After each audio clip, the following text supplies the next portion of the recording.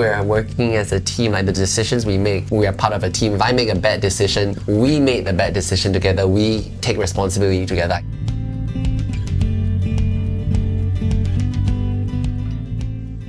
Hello and welcome to the Connect to Marriage podcast. I am Delia and I'm your host for this episode. In each episode of the Connect to podcast, we'll be tackling questions that couples ask about marriage, communication and conflict and so much more. We hope you will keep tuning in to learn with us as you grow closer, deeper and stronger in your marriage. Our topic today follows from last week's episode on understanding overreactions. Today, we will dive deeper into the art and science of managing our overreactions so that they don't get the better of us. In a 2022 survey of couples done by Focus on Family Singapore, 30% agreed or strongly agreed with the statement, "It is difficult to share my deepest thoughts and feelings with my spouse." So last week, we learned more about understanding emotions and overreactions with our guests, Evans and Estelle. And this week, we are happy to have them back again to delve into the art and science of navigating and managing emotional storms in relationships.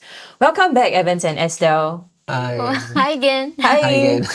Yeah, so last week we talked about overreactions and how that looks like, and we wanted to continue the conversation to explore practical strategies to foster healthier interactions with our spouse. So to start us off, what are your reactions to the survey findings that I have just shared? Not surprising, different people get married for different reasons. I personally won't marry someone if I couldn't share my deepest thoughts with them. I mean, I married my best friend Estelle, so obviously we had that strong friendship going before that. We were able to share freely with one another before we decided to take the next step into dating and into marriage. Yeah, everyone's marriage looks differently. I mean, I'm not surprised. It could happen, yeah. I think it's like surprising, but also like the more you look at it, the more you're like, maybe I guess it makes sense, because I remember one of his friends also mentioned how like she would have heart to heart with other people, but she cannot connect on the same emotional level as her husband, and we were so perplexed. We were like, like, how does that work? But I guess some people do, maybe they see marriage differently. Or it could be that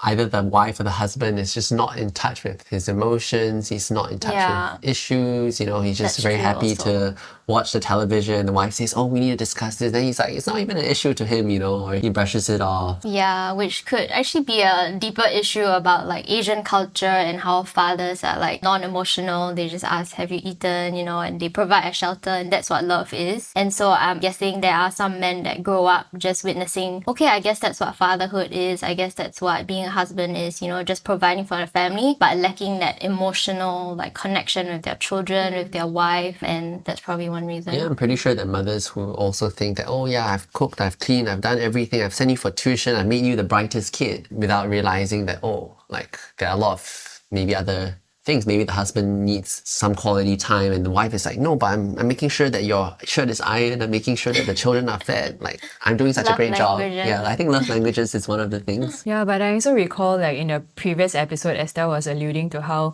she has also witnessed or observed couples who have a build-up, not being able to talk or discuss their deepest feelings and emotions, and as a result, even though they may have started off on a good note in a marriage, but maybe there's this sense of like estrangement or distancing, just being companions or just physically present in that room but not being emotionally connected or engaged with one another. I just wonder, how that might look like, even with the impact it would have, on children or the next generation. And I wonder if that might also look like couples then entering marriages not knowing how to engage with their own emotions too, because they've not seen it being modeled. Correct. Yeah, so I do hear that even as we encountered various instances through our own friends or maybe in our own personal lives, as we reflect deeper, there is a high chance, based on how we were brought up or the experiences we've encountered, our readiness to even get in touch with that innermost feelings and the depths of our thoughts, or maybe even as we alluded to triggers, right? It actually points back to that sense of like, do we have that handles to even do it? And has it been modeled for us? I'm thankful that even as I heard your share your experiences in the previous episode, I do see that there are some handles that you've gotten a hand of. Maybe it could be imparted to you through your parents or the mentors in your life. So let's unpack that a bit more for our listeners today. Share with us, what were some things that helped you as an individual before you even stepped into marriage, right? To be aware of your emotions, and how did you even learn to communicate that with one another as you grew in your relationship? Wow, I think it's a really big question, but maybe let's start with working on your own identity. I think that's a really important part of knowing your emotions. Firstly, I think if you don't know whose you are, it's hard to even start getting in touch with your emotions, because sometimes people build an identity around people, around different things, around how much money they have, and when they attach their worth to perishables or things that don't last, it kind of builds a wall, well, a facade around them of who they are, and that keeps them out of their internal emotions, because they base their happiness on whether how many friends do I have, how many people gave me compliments, without understanding that none of these things will last. Whereas if you come from a place where you learn to understand yourself more, like what makes me happy, or who am I actually, what is my identity, then you start becoming secure in yourself. And when you are secure, you're less likely to have emotional meltdowns, because you're very in touch with who you are, you're comfortable being yourself. Your identity is not tied to anything. For me, I think the most important thing is like engaging your story, even as a single and then preparing for marriage. Even in marriage, if you've never done it, like it's never too late to like begin to start with engaging your own story. And what Evan said, like, who are you and what do you stand for, and what is your story, what was your past, like what was your history, your family, everything builds to who you are now, and you build upon everything, right? Nothing is lost. And so if we can engage not just our milestones, our happy moments, but also the sad moments, right, and how that has shaped us, then we can go into our relationship being able to engage each other's emotions as well, and connect with each other in a deep, intimate way. Yeah, it's true. I agree with you so much, because when we bring our whole self into the relationship, that self-awareness allows us to be ready to engage. When we are confident and secure of ourselves, right, even if we were to feel there will be a level of vulnerability to share the shortcomings or the weaknesses, we are aware of ourselves.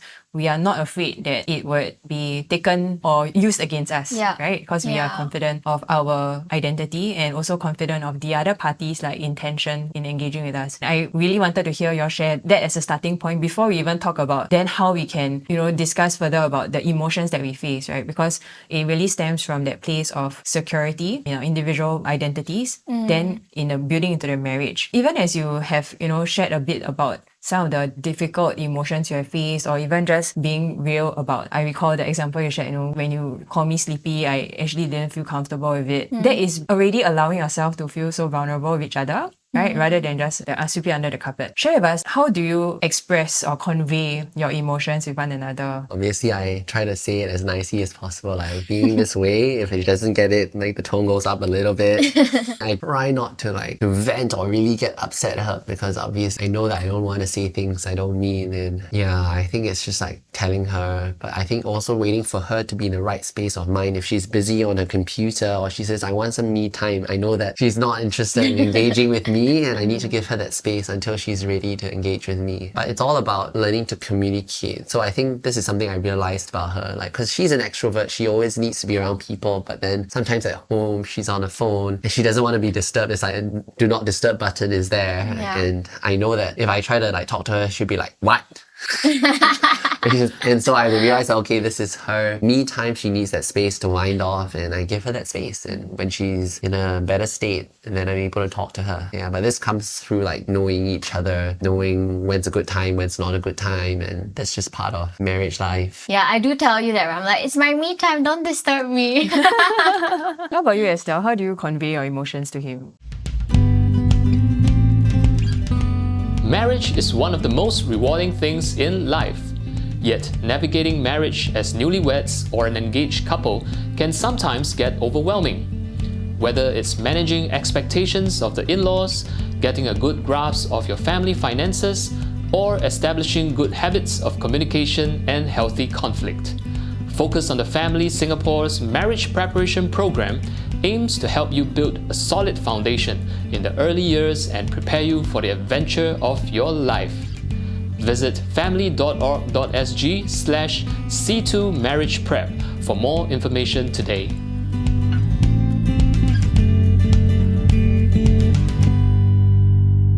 Sometimes it can play out in like behavior, how I act. I mean, he can tell also like when I'm more affectionate, I'm more tender to him, I'm more, I hug him more. And whereas like if I'm not, then he knows, oh, is something okay? Is there everything okay? Is something wrong? So you can tell like when on days where you feel more connected and days where you don't feel as connected. So trying to like process also why I feel more disconnected. And then when I process it, I usually bring it to him. So I think one thing that we also tried to follow was that when we do have an issue with one another, instead of like immediately dumping it on the person, like, hey, I see this problem with you, but we sort of process it on our own first. And usually when we process it on our own, we see our own fault and like how we might have contributed to that behavior. When we bring it on the table, it's like more of like a team thing rather than a you thing and like attacking each other. So again, another important thing is like how you come into that conversation without attacking the person, right? We use the word I instead of you. I'm sure you guys know this way to communicate and connect with one another, saying like, I feel this way when this happens. I feel like you love the dogs more. No, I feel like the dogs get more love. It's so hard sometimes to like, when you're in your head, you're like, oh my gosh, how do I replace the you with the I? But you find a way to do it so that the person doesn't get defensive. Yeah, I think one of the things that I've been learning from her is, let's give an example. It's like, how come you spend so much money on this? And then she'll be like, no, I bought it for us. Wow.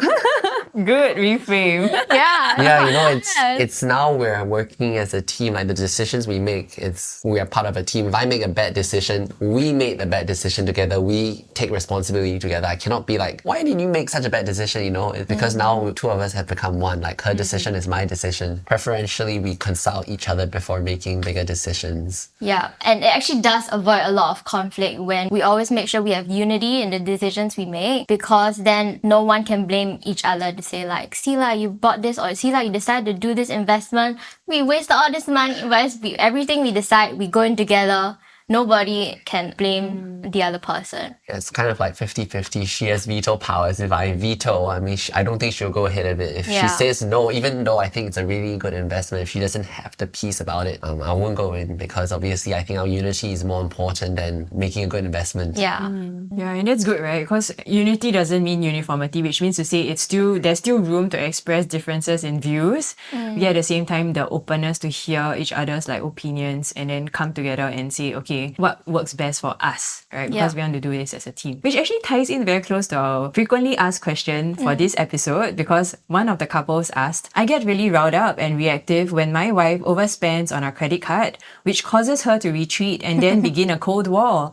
I would really love for us to sit down and have a nice, productive conversation to resolve this problem once and for all. But how can I do it? Any thoughts? Well, see, I have no issue with her, because for some reason she has such low limits on her credit card. Sometimes we want to make purchases and it gets rejected, and like you've exceeded your limit for the month. So I'm just like, why didn't you put a higher limit? And she's like, because she doesn't track her spending, so she puts a low limit so she knows she'll never overspend. Whereas for me, I mean, I have the max limit because that's what the bank has given me. And I think what I think they can do is, actually before our marriage, we actually sat down to discuss our finances, how we want to use it, how we're going to use it. And some people have the idea, let's get a joint bank account. For us, we don't have a joint bank account. We just put money wherever we get more interest, and if I need money or she needs money, like we don't mind just transferring each other. It's like it's our money. But I think talking about how you use it is important, like what you can afford. I think financial planning is important. I think as long as you have agreement with how you use it, it's not a big deal. Yeah. I think with this question, obviously, first of all, like the red flag is how the husband responds, right? I mean, you can't expect a nice, calm response or nice, productive reply from your wife when you are like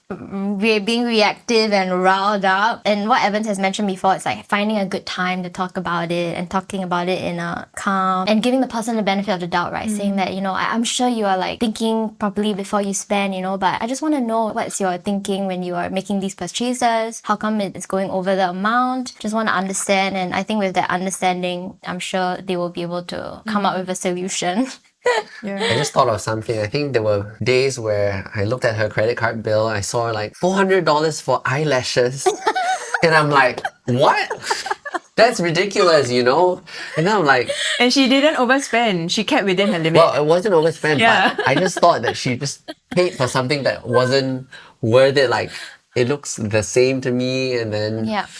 I think I just had to realize that, okay, if it's important to her, you know, I mean, as husbands, it's my duty to love my wife. If that's what makes her happy, you know, I'm very happy to let her spend that $400, you know.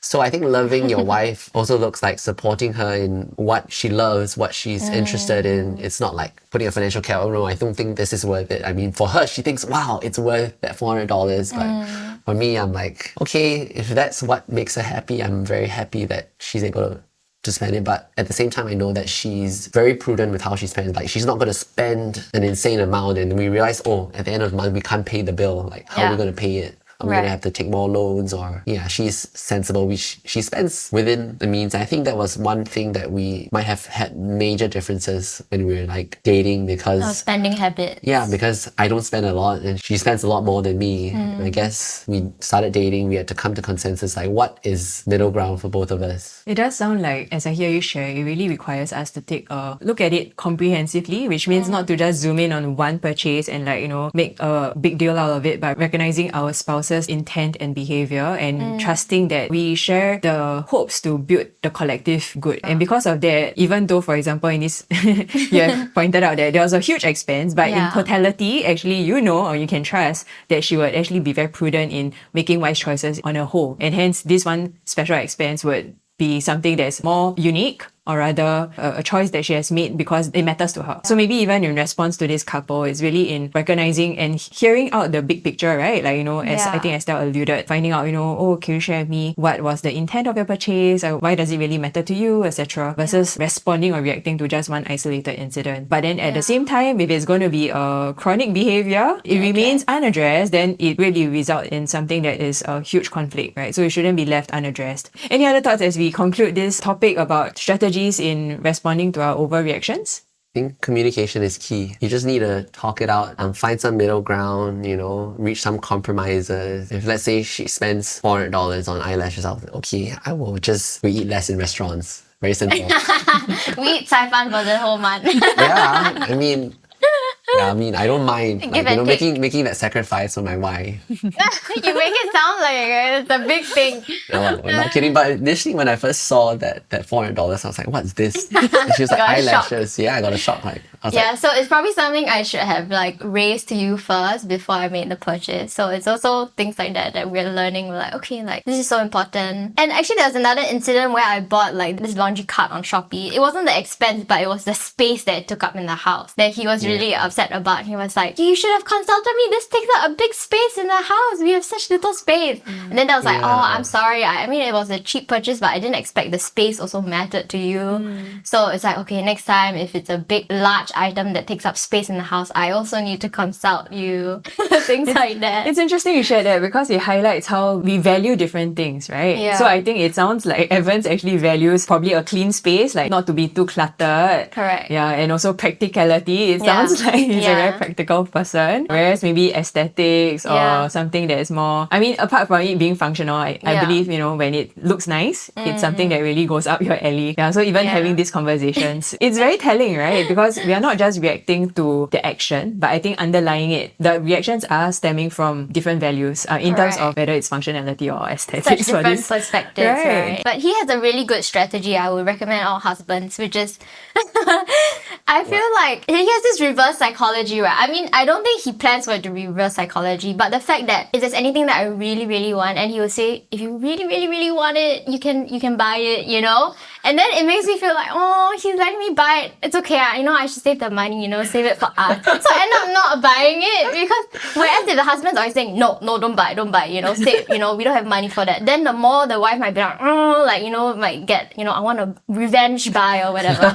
But my husband's always like, okay, we really, really, really, really want it. You can buy it. If it makes you really happy, you can buy it. Then I feel so tender. I'm like, you know what, maybe I don't need it, you know? Like you have the option to say, actually I don't want to buy it anymore. So I think that's a really good strategy. I feel like it's a reverse psychology. I don't think it's a strategy, it's just that I don't mind. Like, if it really matters to her, it matters to me. You know? Okay, and I must really caveat to our listeners that when I'm hearing the couple share this, they are really not being like, sarcastic about it, because I can tell from their dynamics that there is this sincerity to really just want to serve each other. And what I'm hearing is really just putting the interest of the other party before our own. Yeah, and it's such a joy to even see this interaction here. It's so cute. Yeah, but thanks so much for sharing that. I think as we wrap up, Evans and Estelle, thanks so much for walking us through the murky waters of overreactions. And I believe we have all benefited from listening and learning from your experience and practical tips. In every episode, we encourage our listeners to wrap up with a couple challenge. So today, if you're listening with your spouse, we encourage you to take 5 minutes to share with each other one common trigger you have noticed in yourself. Thereafter, take time to share with each other your reflections. So in closing, Evans and Estelle, is there any other words that you'd like to leave with our listeners to encourage them? Communicate well, prioritize the other person's needs above yours. You will have less conflicts. And I would say, be brave to engage your story. Thank you so much. That's so encouraging. We hope you have enjoyed this episode, and if you're looking out for more practical resources to grow your marriage, do visit our website at www.family.org.sg to browse our articles or check out our upcoming marriage programs. We hope you have followed and subscribed to our Connect 2 podcast, or share this episode with a friend who may also benefit from it. So thank you for tuning in, and until next time, take care of yourself and your spouse.